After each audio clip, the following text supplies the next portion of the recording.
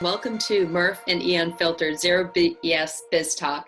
I'm here with my co-host Eliot Grossman. How are you, Eliot? I am doing fine, Murph. How are you doing? Good. We finally made it to May.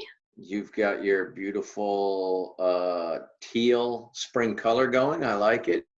I do. I had to dig it out from the back of the closet because I haven't quite transitioned over to my spring clothes That's yet. right. Especially since it's in the 30s in the morning right now. It doesn't quite feel like spring. No, So it's awful. It's doing the awful. best doing the best I can. So today I want to start by first giving a shout out to John Tierney, who was the inspiration for this particular topic today. John is a graduate of the University of Massachusetts, and he also played on their D1 lacrosse team. And I asked John because I wanted this particular episode to be oriented towards both sports as well as business, what topic he thought would be an interesting topic. So John actually picked this topic for us today. And what we're going to be talking about is the subject of when people get quiet. And I thought it was interesting that he selected this one because I wasn't initially thinking that this one would relate as much to sports. But then the more that I thought about it, the more that I thought that actually it relates pretty well to both scenarios. And so today, I'm going to just read you the overview. And what people may not know is that all of the topics that we focus on come from my books, both Wisdom Whisper and Evolve with the Wisdom Whisperer. And this particular story did come from the first book, Wisdom Whisperer. So I'm going to read you the overview and then we're going to get into talking about this particular topic. Sound good? Let's do it, Murph. All right, great. So have you ever noticed that one day the office vibe is more subdued than usual? Or perhaps you get a feeling something is different, but you cannot wrap your mind around exactly what has changed. When the office gets quiet or the general tone changes, that typically signals something is going on. It is not your imagination. Are you perceptive enough to pick up on this and take advantage of discovering the reason? You should. Now let's figure out why. So we're going to dive into this and talk a little bit about this. So as I mentioned, this is both a particular phenomenon that is attributable to both sports as well as the workplace. And it is something that I'm sure, unfortunately, especially in the workplace, we've both experienced this feeling a number of times in this scenario playing out. And what I like to tell people is to, in fact, as a reminder, later in the show, I will remind people about this particular fact, but that they need to trust their instincts when they start to recognize that things get a little quiet or that the sort of general tone of what's going on is changing. And I would say 95% of the companies I personally have worked for have all been acquired. Now, I wasn't with all of them at the time that they were acquired, but I was with a fair amount of them. And I could tell you that there were absolute signals that told me that something was going on. Whether, in fact, somebody said something about it or not, you could pick up on this vibe, or at least I felt like I had that sixth sense, something was going on. So I would say also I was particularly influenced by this thinking and the feeling when I was at a company called American Power Conversion, where we were the main acquirer at other companies. And so one of my jobs was to work a lot with the process and the companies that we were acquiring. So sometimes those companies may have been already partners of ours and they didn't know that we were going to be acquiring them. And yet they could pick up on clues about the fact that that was going to happen. So let's talk about some of the experience, both from a sports perspective as well as a business perspective, where you've experienced this getting quiet and when people get quiet. Yeah, well, I think, I'll just real quick with sports, it's easy, right? One year you have a coach that you've been used to, at least for a few years you've had a coach. And then all of a sudden the next year you hear that the coach leaves or the coach getting ready to leave or may get fired. And then all of a sudden, everybody starts gossiping. People start worrying about their position, their spot on the team, Sure. where they stand. Yes. Well, quite honestly, it's no different in a professional environment, right? Right. So this was a good topic, and good for JT, John Tierney. Good for him. I don't know him, but I'm going to call him JT. Great So, guy. uh, in the professional environment and work environment, you are spot on. Things always get quiet. You can always sense. It's kind of like a dog when there's a storm coming. The dog always goes under the bed, right? Yes. Well, Yes. as professionals, we can't crawl under the bed when there's change coming in certain environments. So No. whether we're getting bought out or spun off into another group, or your team is going to be a change in the managerial position, we can't do that. Change is inevitable. It's going to happen, Murph. But I always used to try, in certain positions, nothing changes. I think things change as you get up into a managerial position, whether it's your first time as a manager or you're climbing the ranks.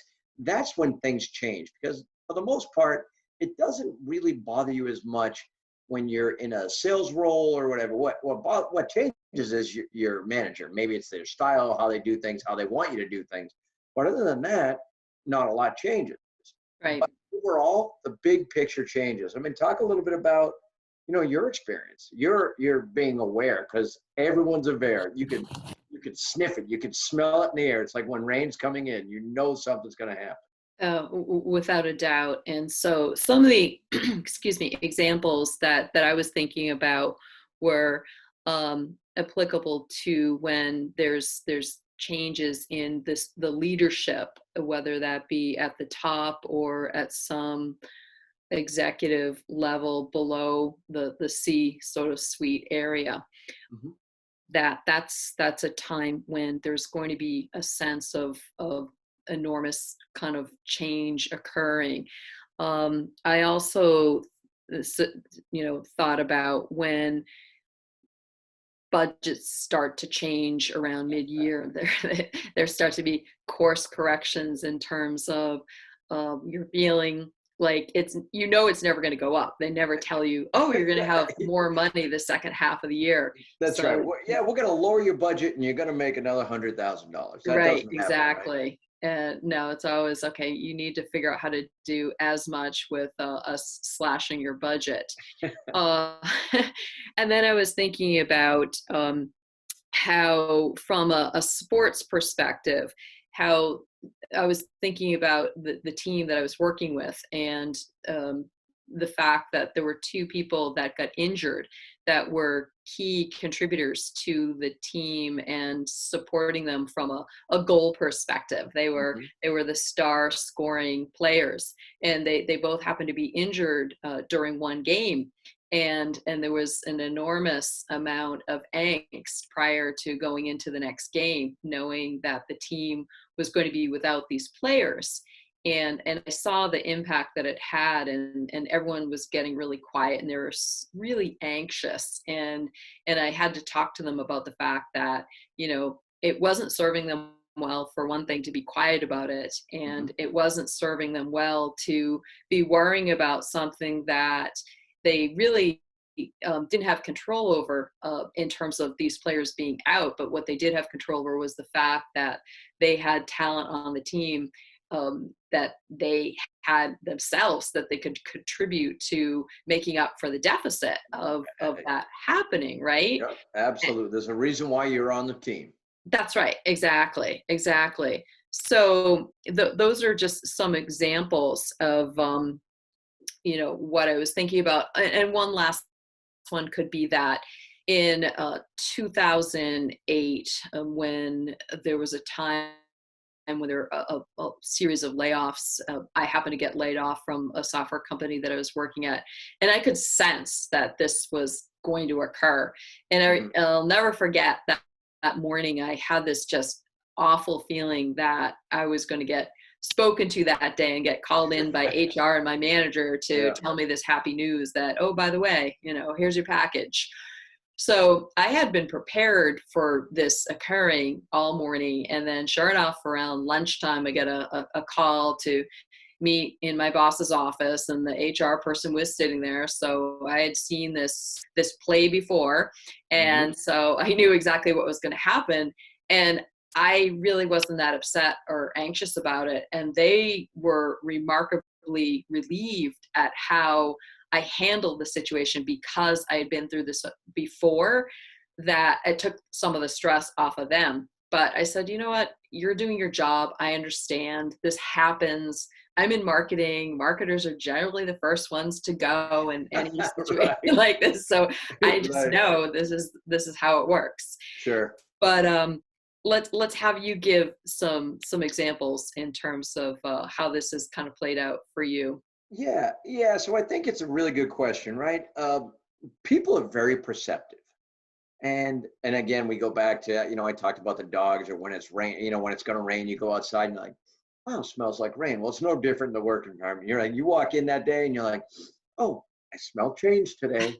And Yes, and quite honestly, Murph, that's kind of how it goes down, right? it is. Very rarely do everybody get brought into the huge conference room and they say, we've got a change in CEO, or we're changing our chief revenue officer. That very rarely happens.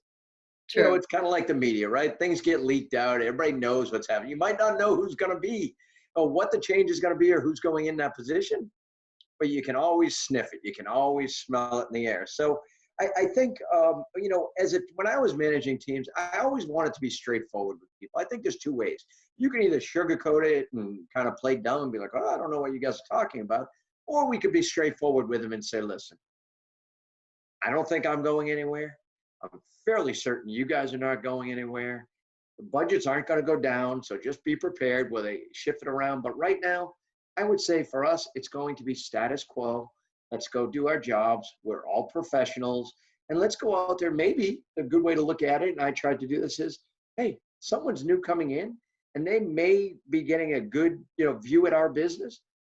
Let's go kick ass and prove our worth and make sure that we keep our jobs, even though I don't think anybody's job's at risk. I would kind of go about it that way, because experience shows, depending on the level, most times they don't ever say, hey, you need to get rid of your whole sales team. Those Right. things don't happen. That's true. That's true. So uh, companies are different, and I think right now, Murph, the time that we're in is going to be very interesting when it breaks a little bit here around the country. There's going to be major changes for companies. And I know that people unfortunately can't go in the office right now, but if they could, they'd be saying, I smell change, because they're doing it at home, right? With their Sure. friends, with their wife, with their husband, significant others, whatever it may be. Right. Right. So why don't you talk about it? I mean, talk about, do you feel kind of that connection of what I'm saying? I absolutely do. And what I was thinking about was the fact that oftentimes when there's this change in the air, that people start to get really distracted. And I was thinking about some of the things that they could do in order to help minimize that distraction, because it can really throw you off your game. Doesn't matter whether you're on the sport side or on the work side of, Mm-hmm. of this equation. Mm-hmm. And during those times, it's more important than ever to have opportunities to figure out how to bond with your team even more so, and to focus on the outcome of the work getting done, whatever that work is, whether it's getting the job done on the sports field or in the office for the projects that you're working on, and to focus on just minor accomplishments of what you're doing to minimize some of that distraction. And then to focus also on, you will get to the other side. We don't know. That's the hard part right now in terms of when we're going to get to this other side. Mm-hmm. But one of the things I also wanted to call out was to help people with identifying if they're not sensing what some of these quiet times look like, if they're not experienced in this particular area. I Yep. want to share with them some examples of what to look for from a sign perspective. So the first Sure. one is that I would say, I would say that people that have the inside scoop obviously can't talk about it. and whether it's positive or negative. And what you'll start to notice is that you're not going to have as much eye contact with them. That's like one of the key signs. When you sent me the notes, Murph, I literally laughed out loud because that's a telltale. You walk down the hallway and someone just averts their face. They can't even look at you, Yeah, right? you're like, hey, Kathy, and they look the other way. Exactly. And they just don't want to have any eye contact. And then their demeanor is slightly different. They're typically less talkative. They perhaps will answer your questions in a very short manner when you're accustomed to having them go on for 5 or 10 minutes. And then I would say they tend to physically demonstrate their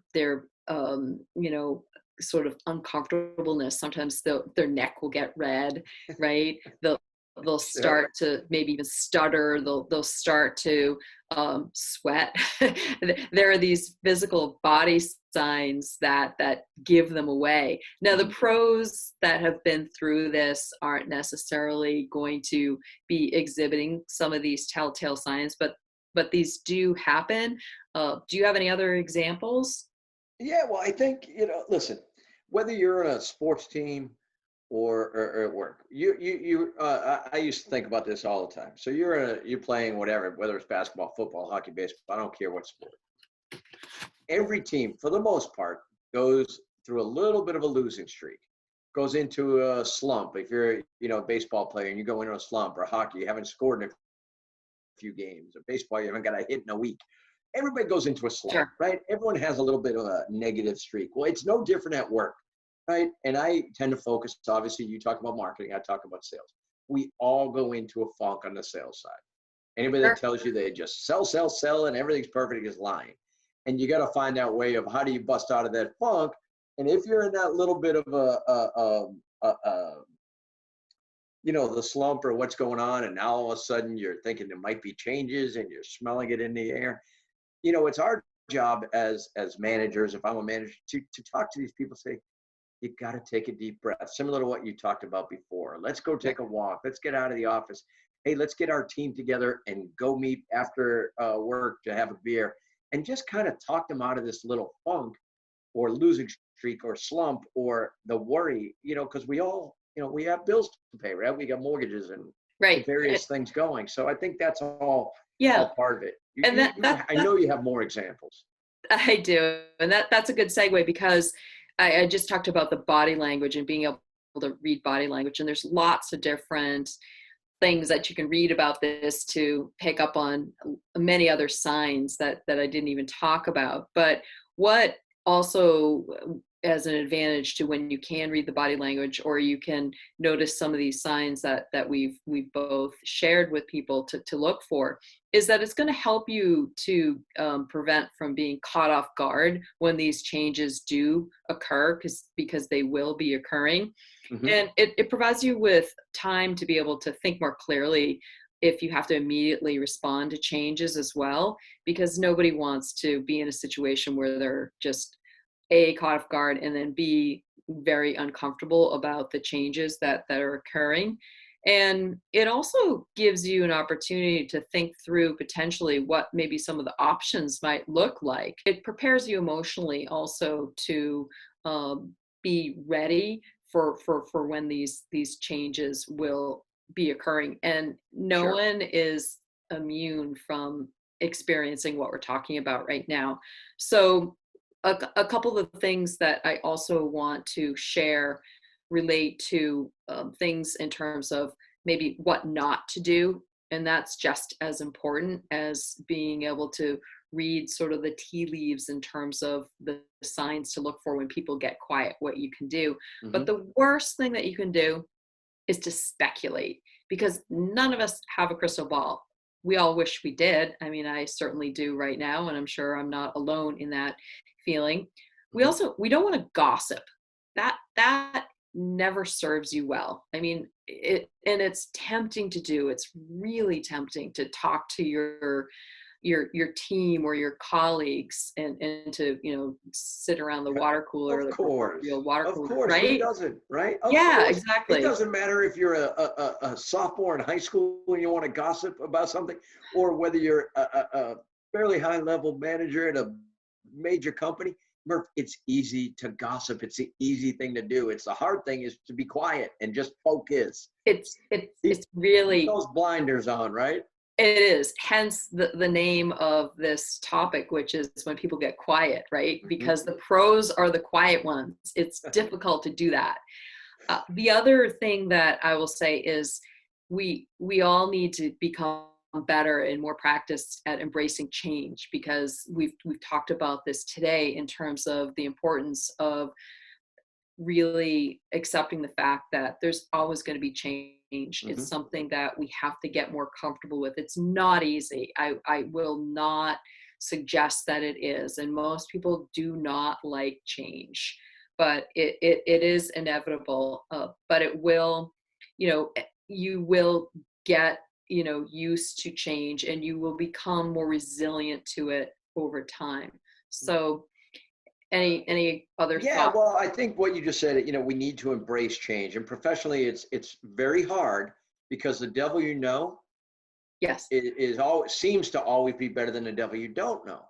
And true. you always say, well, oh gosh, there's this new vice president of sales coming in, and where do I fit in? And I was so used to this person. However, there's a reason why change just doesn't happen. Just CEOs don't wake up one day, or senior VPs don't wake up one day and say, I feel like just changing the vice president of sales. It doesn't happen. It happens for a reason. And in most cases, I found out that the devil that you don't know, in many cases, can be really good. Yeah.